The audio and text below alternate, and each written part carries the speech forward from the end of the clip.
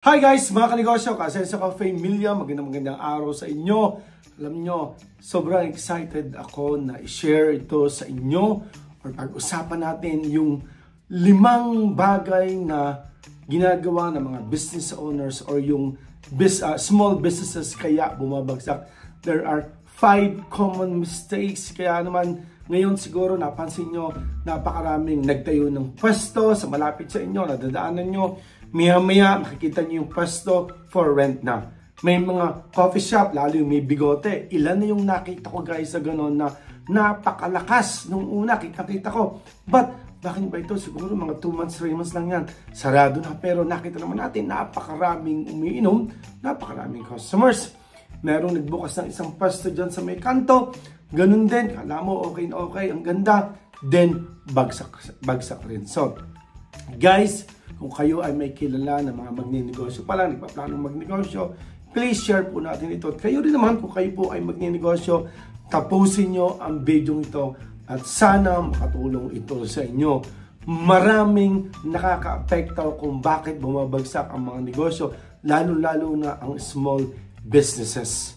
So ito ba ay dahil sa ang produktong ibinebenta nila ay ganito? Ito ba ay dahil sa gano'n? So ngayon, pag-aaralan natin, medyo mahaba ang topic na ito. Siguro this will be the first, let's say, part 1 muna. So, yung 5 muna ang common mistakes sa pag-aaralan natin. Guys, alam naman natin pag tayo nagnegosyo, number one kailangan natin ay yung capital. Hindi naman po pwede guys sasabihin na laway lang yung capital lang ay diskarte. Anumang negosyo, syempre kailangan natin talaga na may capital. Although may mga ibang negosyo na nagsimula talaga sa wala, pero syempre bago naman nila na-reach yun ay napakatagal din, napakamahabang proseso, ay baka kayo ugod-ugod na saka pa nyo magagawa yun. So para sa akin, syempre of course, yung capital. So, ang isang nakaka-apekto kung bakit yung mga small business ay bumabagsak, bakit nagkakamali or bakit nakikita nyo biglang wala na. Unang-una, yung cash flow natin na tinatawag, yung capital. May mga iba na, example, milk tea. May mga bago-bago ngayon, yung mango, blah, blah, blah, na mag-i-invest ka ng parang 149, let's say, 149,000, pwede ka na makapagsimula ng ganung business. Ngayon, ang pera mo is 150,000. Pero, okay, pasok na pasok yung 149. Pero tanda natin, yan yung initial capital na parang magpa-franchise sa kanila. Although may mga kasama ng items, may mga kasama ng initial stocks. Pero dapat mong malaman, paano yung renta? Pag nagrenta ka, 2 months advance, 1 month deposit. Okay? Yung tao natin, yung kuryente natin, yung permit natin. So, ibig sabihin guys, kung kayo ay merong papasuking negosyo, na 150,000 ang kailangan yung investment para makapag-franchise na isang, let's say, pag-usapan natin ay parang gusto nyo mag-franchise. Okay, let's say 150,000. Hindi ibig sabihin, pag may 150,000, magkakapag-start ka na.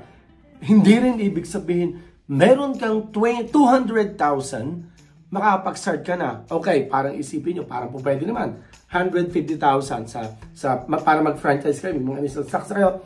1 month advance, 1 month deposit. So let's say 10,000 yung renta. Ibig sabihin, 30,000, meron kang 180. Then, yung permit, makapagsimula ka siguro, initial, 10,000 yung mga ibang gusto mong gawin. Meron kang 200,000. Kaya lang, okay. Paano kung the following month ay okay, naunawaan ko. Alam nyo guys, huwag kayong papadala minsan ha. May mga nagpo-post kaagad na sa opening, ang daming tao, sold out guys. Opening nga yun eh.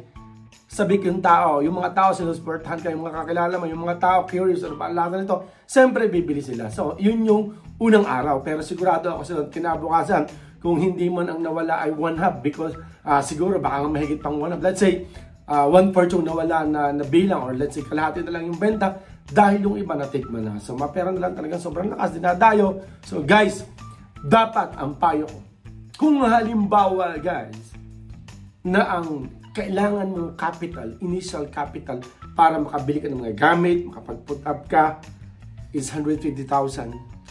Then kung 200,000 kasama na yung tawag dito, kasama na nga yung renta, yung mga permits and everything, so 200,000.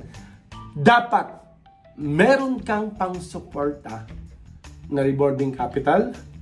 Dapat may pang-suporta ka na at least 6 months na, let's say, kung ang renta ay 10,000, dapat meron kang 60,000. Kung ang pinasusueldo mo ay 2 tao, sinusuldahan mo ng 8,000 to 10,000, dapat may capital ka hanggang 6 na buwang yon na pang-suporta mo. Kaya nangyayari guys, yung iba, okay, opening, malakas, 1 buwan, nagbago na yung benta, pa 2 buwan, nag-iba na, alam nyo, 2 months, 3 months, kung doon nila kukuhanin sa benta yung renta, yung pasweldo, not enough, hindi makakasapat. So, anong nangyayari? Nagkakautang sa pwesto. Walang ma-restocks. So, nagigipit, pahina na ng pahina ang benta, wala nang ma-renta hanggang sa mangyari yung 2 months deposit ay nagamit na nga. And then halos yung 1 month deposit halos magamit na, nung magamit na, then sarado na, close na. Samantalang kung halimbawa tayo guys may pang-support na 6 months, maaring nung maka 2 months, 3 months, medyo humina na, may plan B tayo, makakadiskarte tayo, ano ba yung plan B, ano ba yung pwedeng gawin natin para makasurvive, ano bang pwedeng idagdag natin, anong pwedeng baguhin natin para yung business ay makasurvive. Maraming bumabagsak kasi nga kulang na sila ng budget. So, para sa akin, kung may mga investment kayo, kung may mga pwedeng ibenta or utangan o parang ganon, pero yun ay depende. Pero para sa akin guys, huwag sobrang lakas ng loob. Tama naman na hindi naman malaman kung susubukan. Pero para sa akin, tanda natin maging matalino. Hindi yung basta agad makasubok tayo. Kaya ang Negosyo Philippines ay nandito para kami tumulong. Pwede kayong mag-PM, pwede kayong mag-message sa amin. Tutulungan namin kayo. Kung kayo may mga negosyo gustong pasukin, i-message nyo sa amin at ibablog natin. So, ang unang problema, capital, cash flow. Pandalawa yan. Padalawa. Yung padalawa nating problema guys, mag-open ng isang maliit na shop, snack house, parang yun.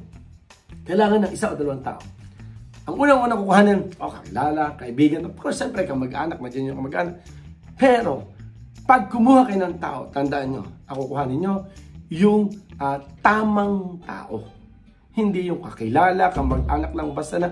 Kung kamag-anak naman talaga namang marunong, bakit ba hindi? Kung kakilala o kaibigan na marunong naman, bakit hindi? Pero, tanda natin, napakaraming mga successful na negosyo na yung mga tao nagtatrabaho doon na hindi naman kamag-anak ng may-ari, hindi naman kapatid ng may-ari, hindi naman pinsan. Tunay na tao, siyempre tao naman talaga, hindi naman hype yun. Ibig sabihin ko sa, yung karapat dapat sa position na kailangan ninyo. Hindi yung basta pala ang pag-aaralan. Siyempre, unang-una, dapat marunong. Siyempre, kailangan mo na kagad ng marunong. Then, of course, padalwa, yung may malasakit, yung taong talagang magtatrabaho na kailangan ng trabaho. Hindi yung mapagalitan mo na konti, ay ganyan, karto. So, guys, tamang tao. Yun ang pagkakamali natin minsan. Nilalagay natin yung ibang tao doon sa ating negosyo na tayo nagmamalasakit. Pero minsan, ang problema naman, hindi naman nagmamalasakit sa atin. So, yun yung padalawang problema, kaya bumabagsak yung pagkakamali natin, kaya bumabagsak ang mga small businesses. Ang patatlo, negosyo. Lahat ng mga negosyo guys ay may mga tawag doon, may mga kompetensya naman talaga. So yun ang kagandahan, yun yung beauty ng business. Talagang kinakailangan maging competitive ka, kinakailangan handa kang lumaban, di ba? Pero ang pagkakamali, maliit ka nga lang, small business owner ka lang, small business lang yun sa'yo.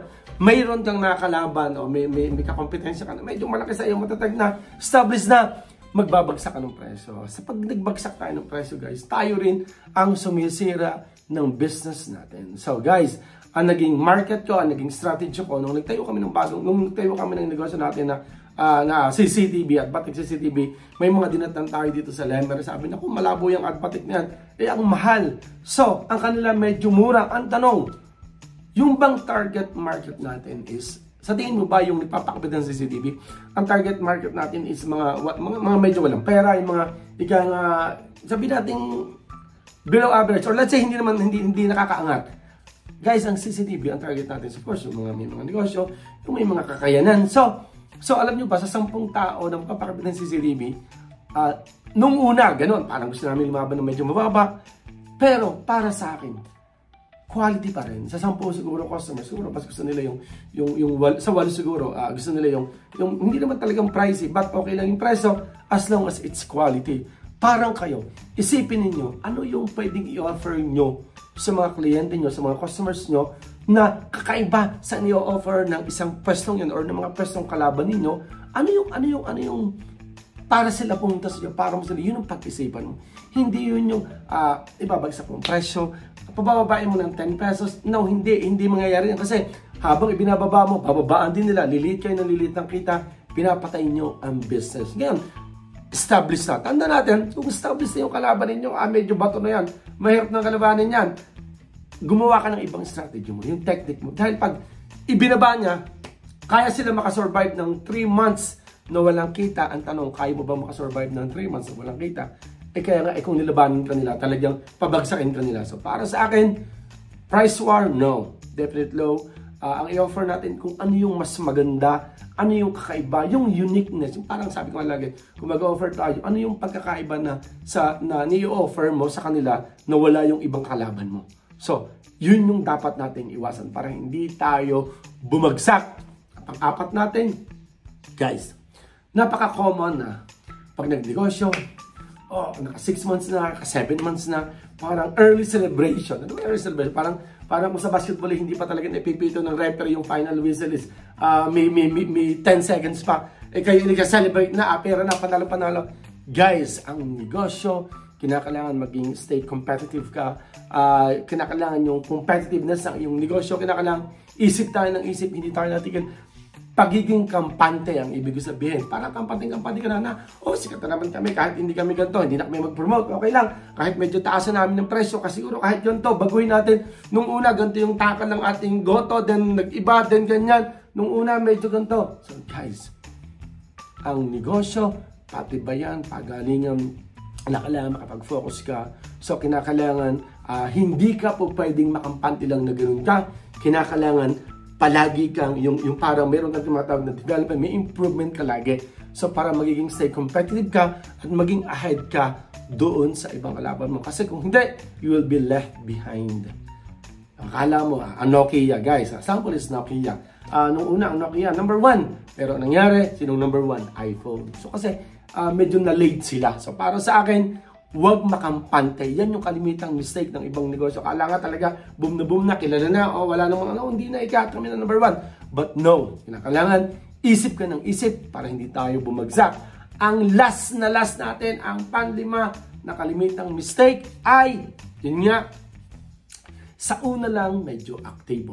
Sa una, okay, talagang agresibo, masipag, talagang nagfo-focus talaga. Pero, yung the way mo na i-manage mo, parang naging less, parang nigas kugun ka, parang naging, ang mga tao mo, hinahayaan mo na lamang, or tinuturuan mo na lamang, hindi ka na pupunta, kasi sabi mo naman nga, gano'n. Pero, yung mismanagement, tanda natin, ang mismanagement, yung hindi na kayo masyadong focus sa negosyo nyo, yan yung ikababagsak. Kasi, yun nga, parang kanina, medyo related sa kampante, sabi mo, malakas na yung business mo. Pero tanda natin, hindi araw-araw ay piyesta, para sinasabi nito. Guys, tanda natin, yung negosyo habang lumalaki, dapat mas focus ka. Kasi, sabi nga, paglaki ng responsibilities natin, paglaki ng risk. So, mismanagement, yan yung kalimitang mistake natin. Parang, hindi na tayo, yung lack of focus na. So, para sa akin, kung tayo may negosyo, bago mag-open ng ibang negosyo, kasi agad ang gusto natin magpalaki, focus muna tayo sa kung ano yung meron doon. Pag talagang taon na talaga ang binilang at talagang establishment, saka. Pero para sa akin, talagang hanggat maaari, talagang hindi pwedeng ganun lang. Kinakailangan mag-isip, kinakailangan yung management talaga. Sabi nga, napakadaling mag-open ng negosyo, pero napakahirap i-manage. Tandaan natin, yung hard-earned money, bago natin i-invest, talagang pag-aralan. Kaya naman nandito nga po guys, ang Negosyo Philippines. Sana yung 5 mistakes na ito ay ating matutunan, ating mai-apply, maging guide natin kung tayo magninegosyo at kung may mga kakilala tayo na magninegosyo. Yung 5 ito, sabi ko sa inyo, pag ito yung naiwasan natin, sure ako yung negosyo natin ay magiging boom.